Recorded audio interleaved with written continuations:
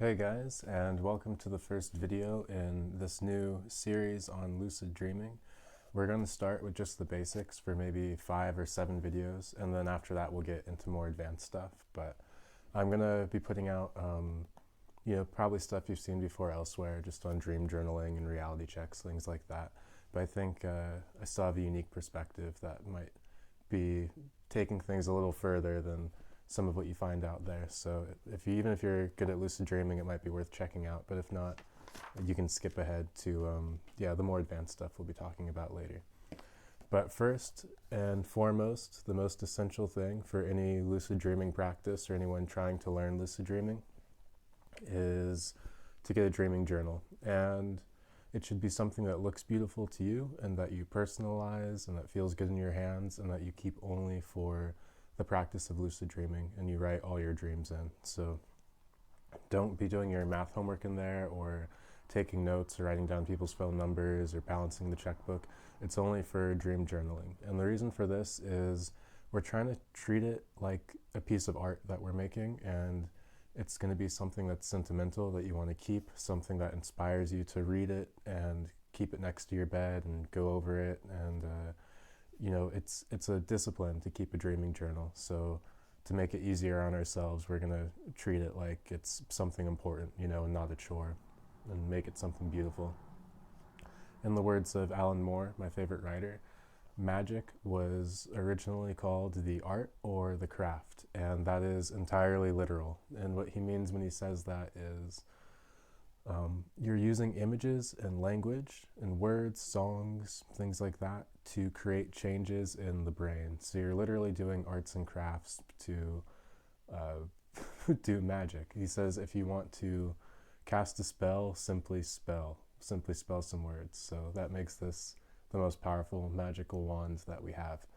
And when we're keeping the dream journal, we're literally trying to affect changes in our own brains. So we're trying to kind of cast a spell on ourselves, so to speak. So yeah, first step, pick a nice dream journal. The second step is going to be to establish your dreaming dictionary, or glossary as I call it. And that's just a list of things that happen to you commonly in dreams. And that can be, for a lot of people, say you're running and you can't go anywhere, or you're trying to scream and no sound is coming out. Your teeth are falling out. You could be flying. You could dream you're back at your grandparents' house. Things like that. For me, it would be like, I dream that I cut my hair a lot of the time. And then that's something I'd never do in real life, And I have a dream where that happens. And then I know I'm dreaming. So yeah, just write down those symbols. And the purpose of this exercise is to start training our brain to pick up on things that happen to us already in dreams. And then the next thing we're going to do when we actually start keeping the dream journal, which should hopefully be tonight after you've picked one out and written down things that happen to you in dreams, is to write down the date and the time you went to bed, and then write down the direction to which you're sleeping. Like, I sleep with my head to the south and my feet to the north, but you can sleep, in any direction. And then write down the phase of the moon. And you can get really specific with this. So if you go online, it will tell you, like, say, moon phase is waxing at 68% illumination tonight. Or you can ballpark it and go outside. But the reason for this is some people report having more lucid dreams depending on the direction they're sleeping towards. And some people have more vivid or more lucid dreams depending on the phase of the moon, more so towards the full moon or the new moon, depending on the purpose, the person. Okay. And then you're going to go to sleep after you write all that down.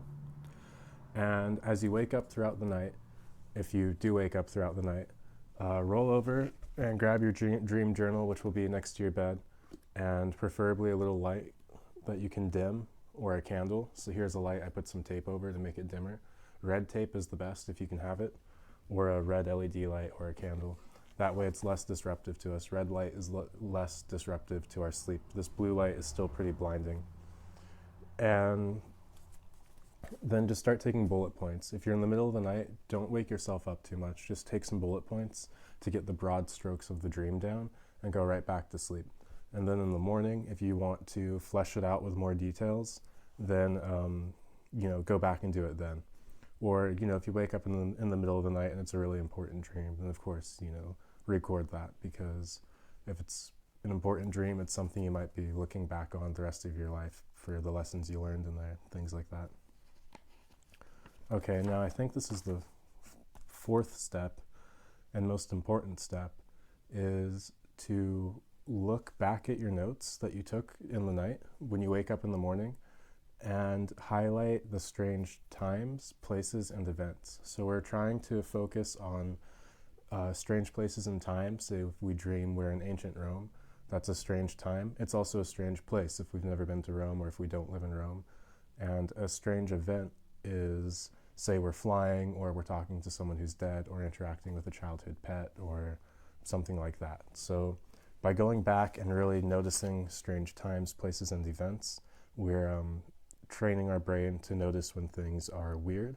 And then when you're in a dream, all of a sudden you'll be like, hey, wait a minute, like, how did I get here? Like, I live in California, and now I'm in Paris all of a sudden. Oh, I'm dreaming. And you'll get the clue that says, hey, you're dreaming, and you'll become lucid. So this is the most effective way of keeping a dream journal I've come across in my life. It's a little more thorough than just, simply writing down your dreams. Although that is effective in and of itself. I started having lucid dreams when I was 14 just by writing down my dreams every morning. But this takes it a little bit further than that. So I hope that helps, and I hope you get some good results. And if you keep this journal going for a month, I bet you'll have a couple of lucid dreams by the end of the month if you've never had a lucid dream before.